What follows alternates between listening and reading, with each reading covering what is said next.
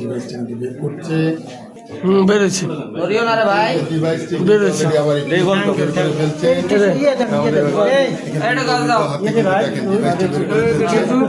আসলে যারা দেখছে যে এই ডিভাইস যারা ব্যবহার করছে আসলে এদেরকেও তো একটা পুরস্কার, নোবেল পুরস্কার দেওয়া উচিত বোধহয়।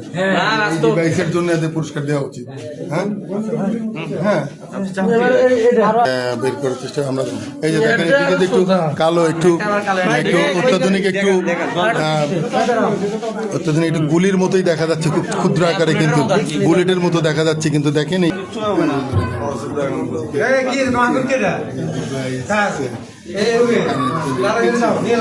এই ডিভাইসটি কিন্তু